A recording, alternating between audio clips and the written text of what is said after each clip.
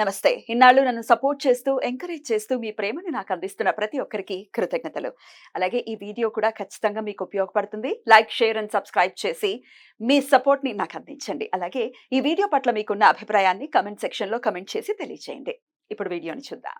నమస్తే. Welcome to our channel. నేను పద్మిని. ప్రస్తుతంతో పాటు ప్రముఖ ఆధ్యాత్మికవేత్త, ఆస్ట్రోన్యూమరాలజిస్ట్, ఎనర్జీ వాస్తు స్పెషలిస్ట్, శ్రీ విద్యోపాసకులు శ్రీమతి జయప్రద గారు మనతో పాటు ఉన్నారు. మాట్లాడదాం. జయప్రద గారు నమస్తే అండి. నమస్తే అమ్మా. శ్రీమాత్రే నమః. మాస ఫలితాల్లో భాగంగా వృషభ రాశి వారికి ఈ ఆశ్వయుజ మాసం లేదా అక్టోబర్ మాసం ఎలా ఉండబోతోందండి? తప్పకుండా వృషభ రాశి వాళ్ళకి ఈ మాసం ఏంటంటే కొంత ఓరగింపుగా బాగుంటుంది. ఎందుకు అంటే వీళ్ళకి వృషభ రాశికి ఎప్పటి నుంచో అన్ని విధాల అన్ని రంగాల వాళ్ళకి బాగుంది అనిపించినప్పటికీ కూడా ఆర్థికంగా ఇబ్బంది ఉంది.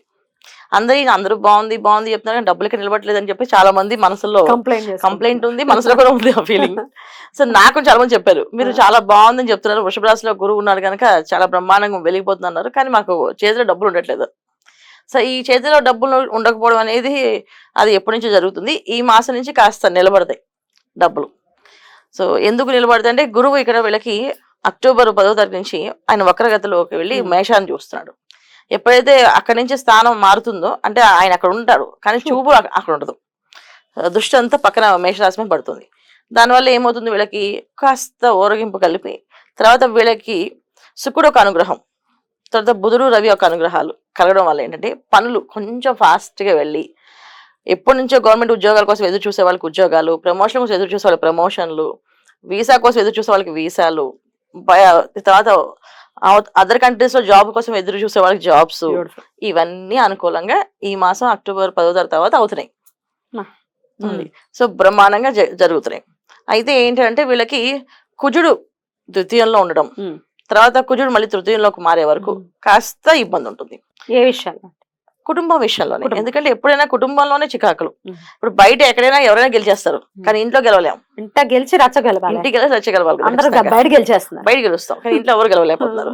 సో ఈ కుటుంబ విషయాల్లో ఏదో ఒక డిస్టర్బెన్స్, తెలియని ఖర్చు, అసలు అనుకోని ఖర్చు ఈ మాసంలో జాగ్రత్తగా ఆదా చేద్దాం అనుకున్నప్పటికీ ఏదో తెలిసిన వాళ్ళ దగ్గర నుంచి పెళ్లి పిలిపో లేకపోతే బర్త్డే పిలిపో వచ్చింది అనుకో, మళ్ళీ వాళ్ళ కోసం గిఫ్ట్ కొనాలి కదా, అప్పుడు మళ్ళీ డబ్బులు కావాలి కదా, అలాగా అనుకోని ఖర్చులు అనేది ఈ వృషభ రాశి వాళ్ళకి వస్తున్నాయి కుజుడు. అయితే కాస్త 20వ తారీఖు నుంచి ఆయన మారుతారు కనుక ఆ కుటుంబంలో ఉన్న కొంచెం చికాకులు తగ్గుతాయి. అంటే ఖర్చే కాకుండా ఆయన అవమానాన్ని కూడా ఇస్తున్నాడు కుటుంబంలోనే. ఇంత కష్టపడి వెళ్తే వీళ్ళు మనం చేసే పనులు ఏమి ఉండరా, మనం పట్టించుకోలేదు అనే ఫీలింగ్, కాస్త అవమాన విషయాలు, కొన్ని మాటలు, ఇవన్నీ కూడా పడుతున్నారు వీళ్ళు. చేయడము ప్లస్ మాట్లాడము, చేయలేదని ఇన్సాటిస్ఫాక్షన్ చూపించడము, లేదా మాట్లాడకపోయినా ఇన్సాటిస్ఫాక్షన్, మాకు ఇంకా ఏదో ఎక్స్పెక్ట్ చేస్తాం మీరు ఇది చేశారు అని అనుకోవడం, ఇలాంటివన్నీ జరుగుతున్నాయి కనుక ఇవన్నీ కూడా కాస్త తగ్గే అవకాశం వృషభ రాశి వాళ్ళకి కాస్త ఎప్పుడైతే కుజుడు మారుతారో జరుగుతుంది, బాగుంటుంది. తర్వాత అనారోగ్య సమస్య నుంచి కొంచెం బయటపడే అవకాశం ఉంది. ఎందుకంటే అనారోగ్య సమస్య ఒకటి వీళ్ళని కొంచెం ఇబ్బంది పడుతుంది. గురువు ఎప్పుడైతే ఉంటారో అక్కడ జనరల్ గా గురువు ఏంటంటే ఏ రిజల్ట్ అయినా సరే ఆయన నిదానంగా ఇస్తాడు.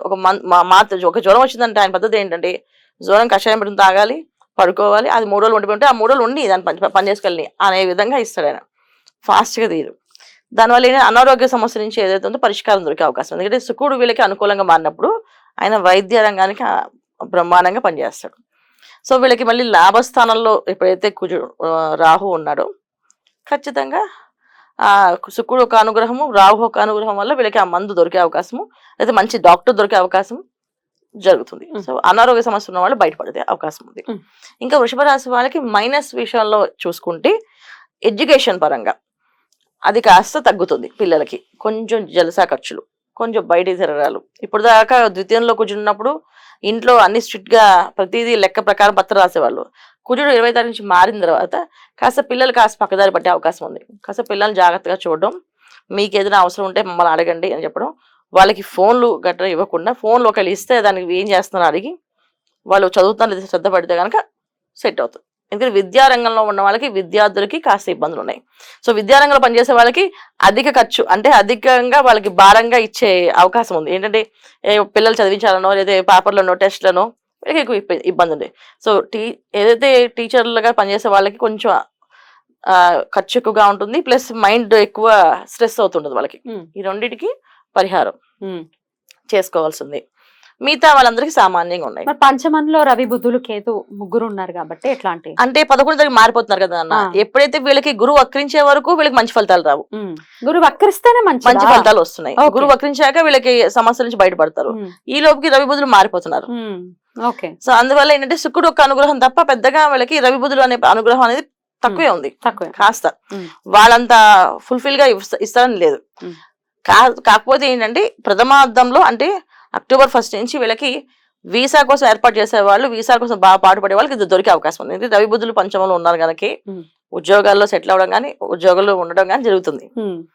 సో ఆర్థిక ఖర్చుల నుంచి తగ్గే అవకాశం గురువు వక్రించిన తర్వాత, అనారోగ్య సమస్య నుంచి బయటపడాలంటే గురువు వక్రించిన తర్వాత, కుజుడు ఎప్పుడైతే కర్కాటంలోకి వెళ్తాడో అప్పుడు వీళ్ళకి కాస్త రిలీఫ్. ఇంట్లో ఉన్న వాళ్ళు ఏం తెలియకుండా ఉట్టుగా అంటే ఊరికే ఏదో మాట అనుకోవడం, దానికి అరవడం, లేకపోతే ఎవరు పట్టించుకోకుండా ఫోన్లు మాట్లాడుకోవడం, ఇవి జరుగుతున్నాయి. ఇవి తగ్గుతాయి. కాస్త కుటుంబం కలిసి సరదాగా కూర్చొని మాట్లాడే అవకాశాలు ఎక్కువ కుజుడు మారినంత ఉంటుంది. ఇది వృషభ రాశి వాళ్ళకి. రైట్. ఇక పరిహారాలు డెఫినెట్ గా పరిహారాలు చేసుకోవాలి. ఈ మాసం అంతా కూడా చాలా పీస్ఫుల్ గా వెళ్ళాలి. ఎలాగో గురువు వక్రించడం ద్వారా మంచి ఫలితాలు వస్తున్నాయని చెప్తున్నారు. కానీ పరిహారాలు కూడా ఏం చేయాలనేది ఇప్పుడు తెలుసుకుందాం. సో పరిహారాలు విద్యార్థులు అనేవాళ్ళు అందరికి విద్యార్థులుగా చదువుకోవాలనుకున్న వాళ్ళు, అంటే చదువు ఒకటే కాకుండా చదువులో ర్యాంకులు సాధించేవాళ్ళు, ఇప్పుడు IPS UPS వాళ్ళు చదువుతున్న పిల్లలు, అలా చదివే వాళ్ళందరికీ కూడా ఏంటంటే వీళ్ళు సూర్యోదయం పూర్వం నిద్ర లేచి సూర్య నమస్కారం చేసుకొని చదవడం మొదలు పెట్టాలి. అప్పుడు వీళ్ళు చదవాలంటే గం గణపతి నమః అనే మంత్రం చదువుకొని ఆ మంత్రాన్ని కనీసం ఒక 100 నిమిషాలు తక్కువ కాకుండా చదివి పుస్తకాలు తీస్తే కరెక్ట్ గా క్లారిటీగా క్వశ్చన్స్ అర్థమవుతాయి, క్వశ్చన్కి ఆన్సర్స్ అర్థమవుతాయి. లేకపోతే ఇబ్బంది పడతారు. సో ఆర్థిక ఇబ్బంది నుంచి బయటపడాలన్నా, అనారోగ్య సమస్య నుంచి బయటపడాలన్నా దేవి ఖడ్గమాల పూజని ప్రతిరోజు ఇంట్లో ఉన్న ఇల్లాలు పొద్దున్న సాయంకాలం, పొద్దున్న 6 గంటలకి సాయంత్రం 6 గంటలకి చేయాలి. మేము ఉద్యోగాలకు వెళ్తున్నాం, మాకు పొద్దున పడి కుదరలేదు, పర్వాలేదు, సాయంత్రం 6 గంటలకు చేయండి అండి. చదవలేకపోతున్నాం, ఆఫీస్కి వెళ్ళాక పుస్తకం తీసుకు అమ్మవారి దగ్గర మీరు కూర్చుని ఒక 5 నిమిషాలు స్మరణ చేసుకుంటూ దేవి ఖడ్గమాల చదవండి. చదువుకోవచ్చు. ఆఫీస్ లో కూడా చదువుకోవచ్చు. చెప్పులు ఇప్పేసి జాగ్రత్తగా చెప్పులు ఇప్పేసి ఎవరితోటి మాట్లాడకుండా చక్కగా కళ్ళు మూసుకుంటే చదువుకుంటే, అంటే కళ్ళు తెచ్చి చదివినా సరే మనసు అక్కడ ఇంట్లో దేవుడి రూమ్ లో కుంకుమ వేస్తున్నట్టుగా అనిపించాలి. మన మనసు అక్కడ వెళ్ళి అక్కడ చేస్తుంది పూజ, ఇక్కడ నామాలు చదువుకుంటున్నాం. అది అంటే చదువుకోలేదు, అయ్యో చెప్పారు మేము ఈ పరిహారం చేయలేదని బాధపడకుండా ఉండని చెప్తున్నా. కానీ ఇంట్లో ఉండేవాళ్ళు చక్కగా చదవండి. పొద్దున్న సాయంత్రం చక్కగా అమ్మవారికి ఎర్రని మందార పూలతో కానీ ఎర్ర పుష్పాలతో కానీ చక్కగా అర్చన చేయండి. లేకపోతే తెల్ల పుష్పాలైనా పర్లేదు, పువ్వులు ఉంటే చాలు. ఎందుకంటే పరిహారం చెప్పినప్పుడు అవి దొరకలేదని మళ్ళీ కాల్ చేస్తున్నారు, ఏమంటే అది దొరకలేదు మరి చేయమన్నారు కదా అనేసి. అక్కడ చెప్పడం అనేది ఏంటంటే పరిహారం ఇలా చేయాలి, ఒకవేళ కుదరకపోతే పుష్పాలనే వేయచ్చు, వేసి పూజ చేయొచ్చు. అమ్మవారు మనం ఏం చేస్తానన్నా కాదందు, భక్తితో చేస్తే చాలు ఆవిడకి కావాల్సింది. ఆ పరిహారం వీళ్ళు చేయాలి. తర్వాత వీళ్ళు ప్రతి సోమవారము శివాలయానికి వెళ్ళడం, రుద్రాభిషేకం చేయించుకోవడం. ఎందుకంటే ఆర్థిక ఇబ్బందుల నుంచి బయటపడాలి అంటే కొంచెం రుద్రాభిషేకం జరుగుతూ ఉంటే అనుకూలత పెరుగుతూ ఉంటుంది ఇంట్లో. వ్యాపారస్తులందరూ కూడా, ఉద్యోగస్తులందరూ చక్కగా చేయించుకోవచ్చు. వీళ్ళు వాళ్ళని లేదు, ఎవరైనా సోమవారం పాటు శివాలయంలో రుద్రాభిషేకం చేయించుకుంటే ఈ మాసం అంతా చక్కగా కాపాడబడతారు వీళ్ళు. బ్యూటిఫుల్. అలా కాపాడబడాలి వృషభ రాశి వాళ్ళని మనస్ఫూర్తిగా కోరుకుంటూ చాలా చక్కగా వివరించారండి. కృతజ్ఞతలు. ఇక నెక్స్ట్ ఎపిసోడ్ లో మిథున రాశి గురించి తెలుసుకుందాం. నమస్కారం అండి. శ్రీమాత్రే నమః.